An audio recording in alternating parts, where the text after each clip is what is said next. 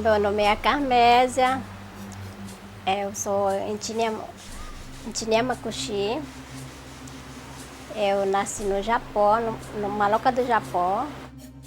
Eu sou Marineide, né? Sou da etnia Makuxi. Sou Marcela de Lima, Makuxi, né? No meu nome, em Makuxi, é Pixanapá, né? Eu nasci na comunidade da Barata.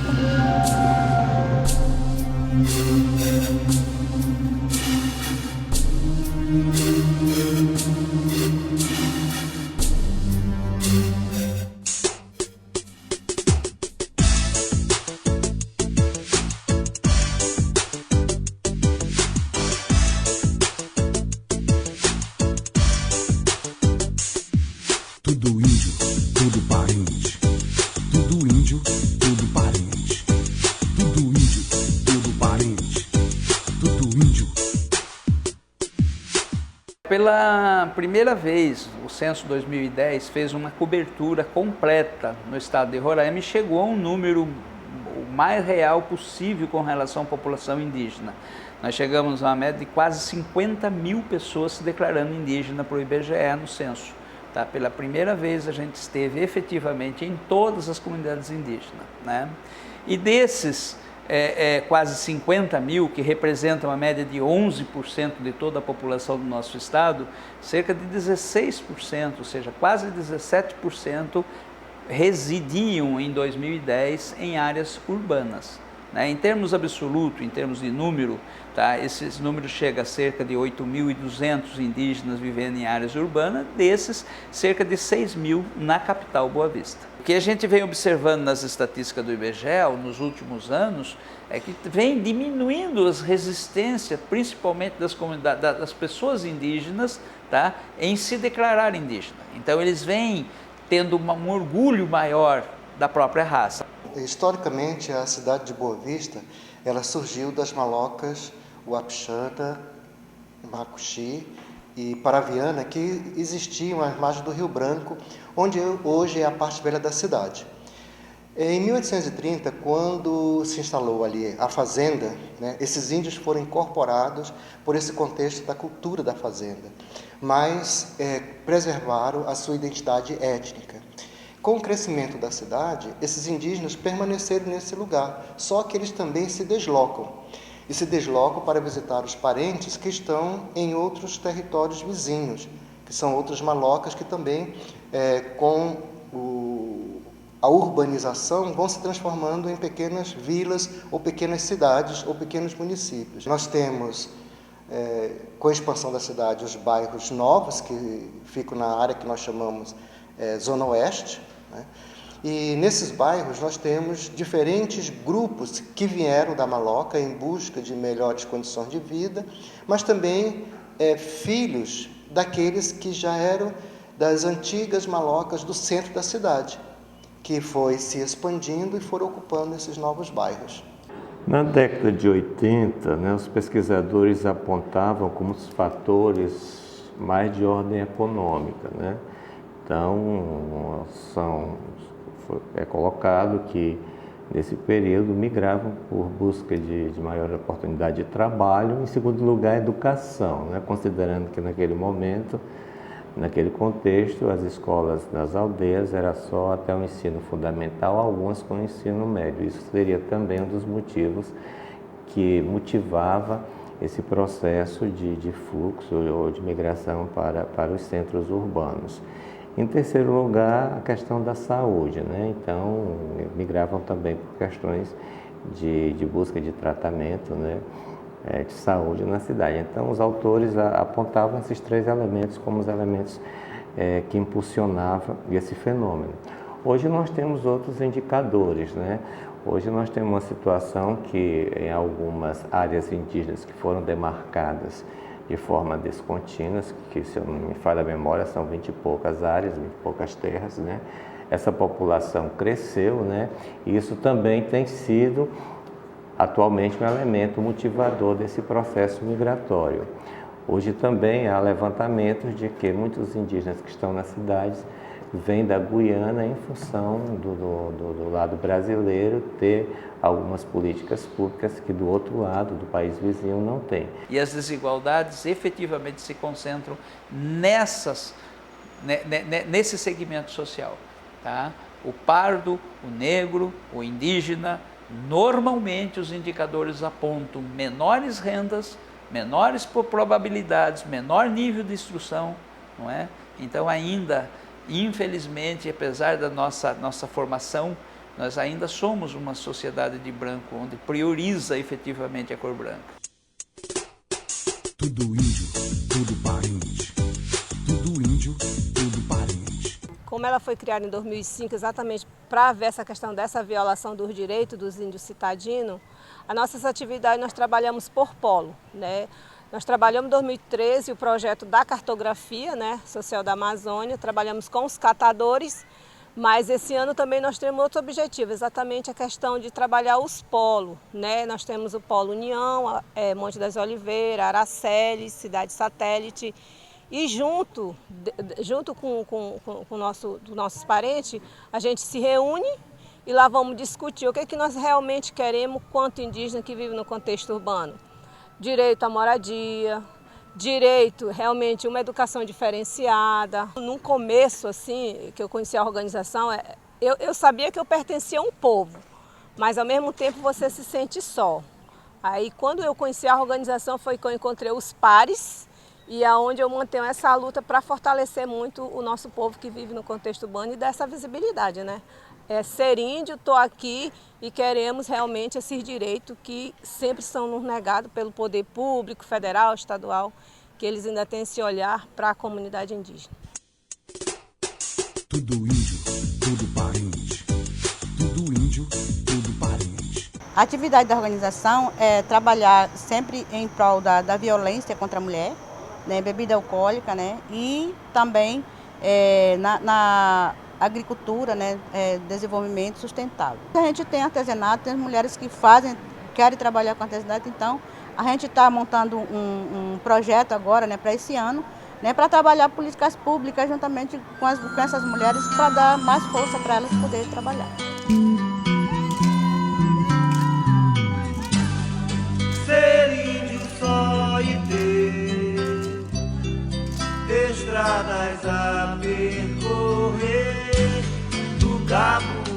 Eu nasci na comunidade da Barata, né? Então lá eu estudei, de lá eu saí para fazer o ensino médio em Alto Alegre, mas depois eu retornei para a comunidade como professora, para a comunidade do Canauani como professora, e lá eu aprendi e comecei a conviver com o movimento indígena, o movimento dos professores indígenas, e também foi onde eu aprendi e iniciei no movimento indígena como um todo. Então, a partir do momento em que eu comecei a conhecer a Organização dos Professores Indígenas de Roraima, eu como professora wapixana, me inseri e comecei a participar das assembleias, das reuniões, ajudando, contribuindo nas discussões sobre educação escolar indígena. Em 2005, eu me tornei coordenadora da Organização dos Professores Indígenas de Roraima. Hoje, atualmente, sou vice-coordenadora da organização, continuo, né, como vice-coordenadora. E então, já participei muito de Comissão Nacional de Educação Escolar Indígena, hoje sou membro da Comissão Nacional de Política Indigenista no Ministério da Justiça. Nós queremos não só formar na graduação, então o que acontece? Nós queremos pessoas formadas em mestrado, doutorado, para também atuar em espaços que são fundamentais que os povos indígenas ocupem.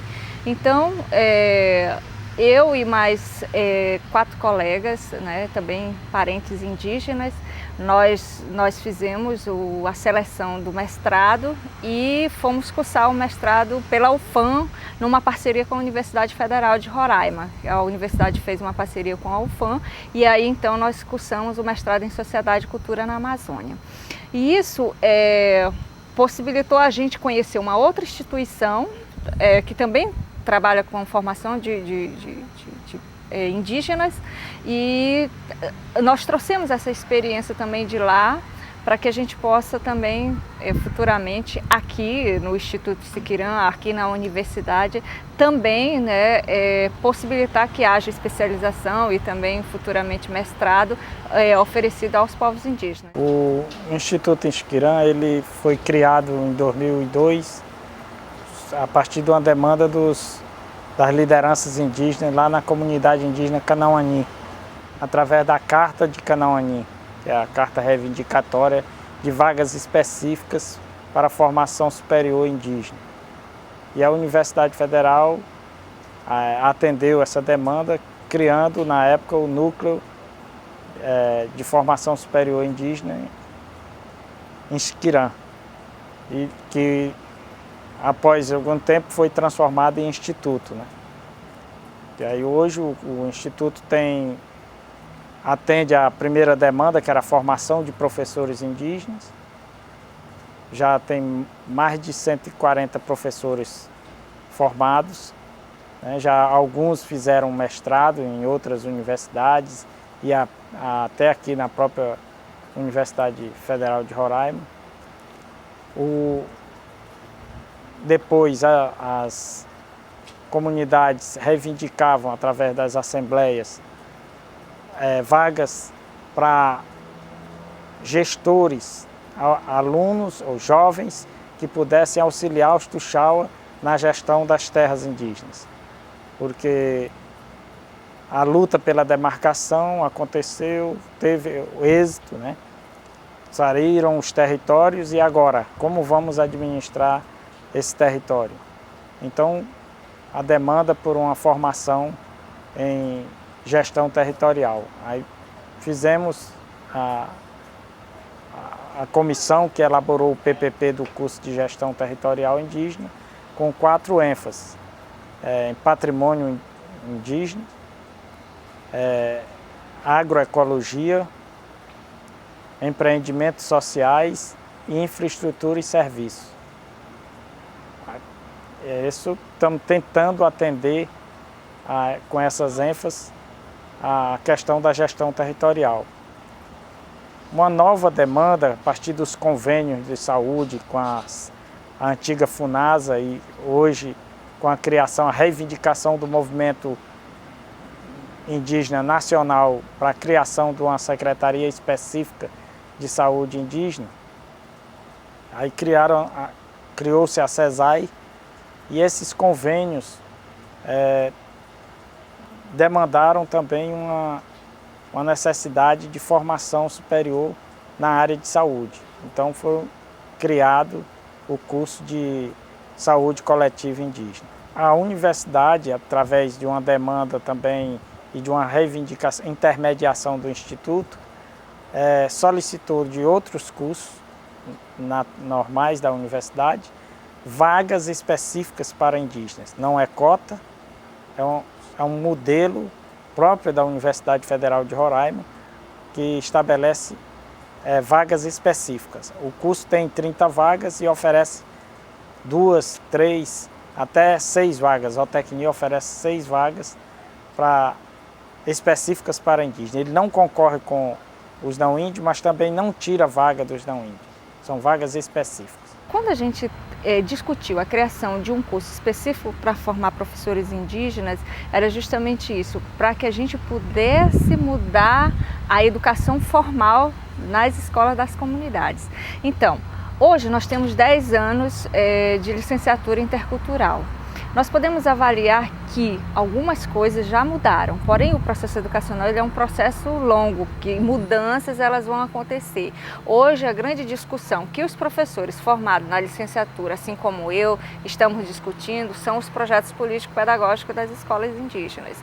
Por quê? Porque a gente quer fundamentar e criar um sistema próprio para a educação escolar indígena. Então, a gente pensa a longo prazo, nós não pensamos assim, a formação, para o professor voltar para a comunidade, dar sua aula e pronto. Nós pensamos a formação como um processo de transformação, não só didática, mas política e também na própria estrutura do ensino.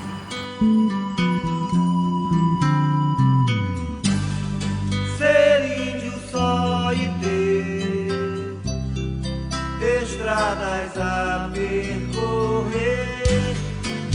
1992 eu comecei a pintar, através que eu olhei a exposição do um artista daqui de Roraima, o nome dele é Eliese, irmão do Eliequim.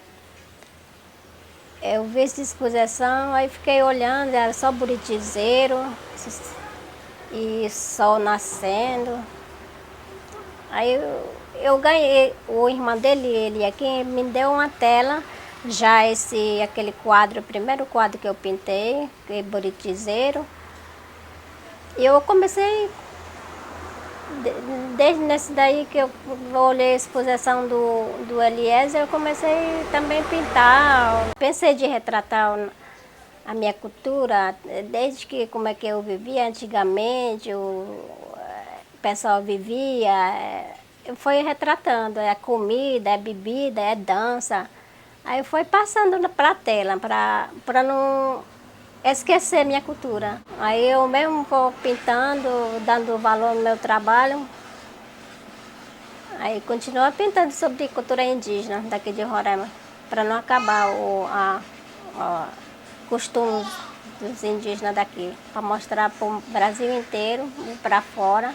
Eu gostaria de dar assim, dar oficina nas malocas, para não esquecer. Ensinar a pintar, como é que antigamente o povo vivia antigamente. Minha ideia é de dar aula, oficina nas comunidades. Yomlamu, Macujiamu, exposição que nós ia fazer, anda de chimta, operário tá, mornem amrogon, zanu ia ser mutedi, urugon celular também como tedi. Urugon selu men kajuya, mokshuya, ram também como te dito ia ser. Tudo índio, tudo parente. Tudo índio, tudo parente.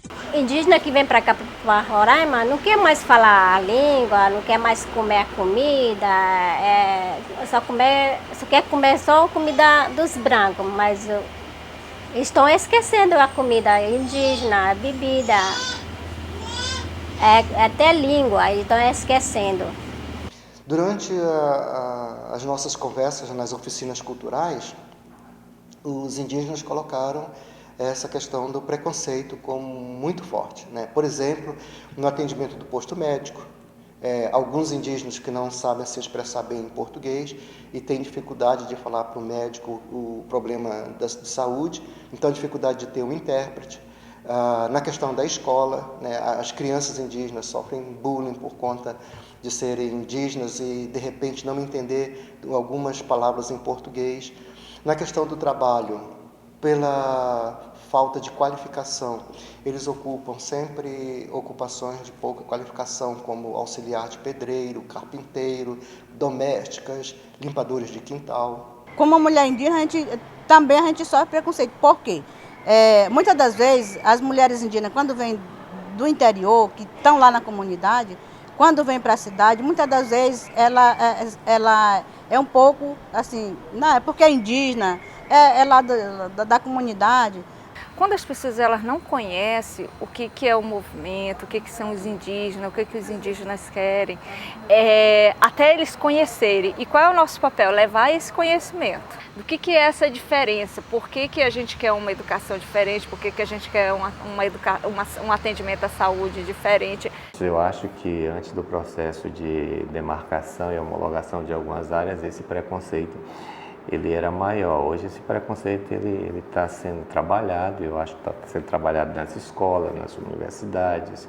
Eu acho que a medida, é claro que a gente não vai mudar isso a curto prazo, mas eu acho que hoje a interação ela se dá de uma forma menos preconceituosa.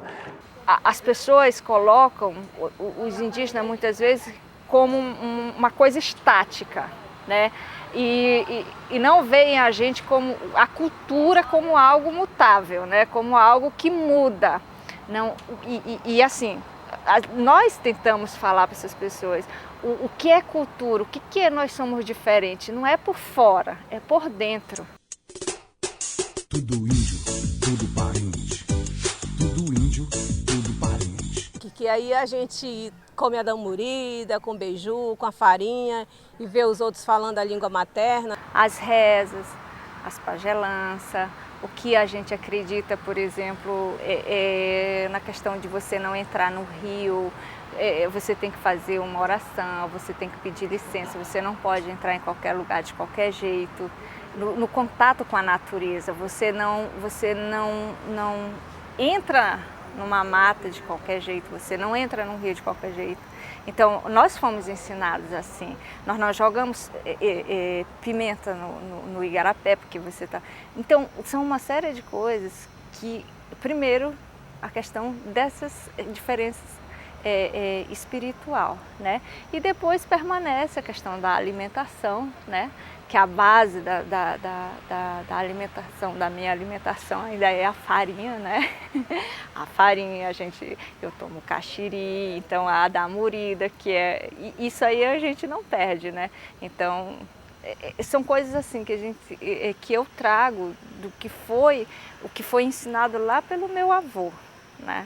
E que a gente não... Eu posso viver e tenho, como eu tive a oportunidade de viajar, de estar em outros países e tudo mais, mas é aquela sensação de que não é... No dia a dia a gente pode passar uma semana, a gente sempre fala quando a gente viaja, né? Ou fica em algum lugar, em algum hotel, a gente sempre brinca com isso, né? Ah, vamos experimentar o diferente, mas lá no fundo a gente começa a sentir saudade da nossa farinha, da damurida, do que é nosso, do nosso espaço, da natureza, então isso faz falta. O importante é que eles incorporaram a cultura urbana, mas não perderam a identidade étnica.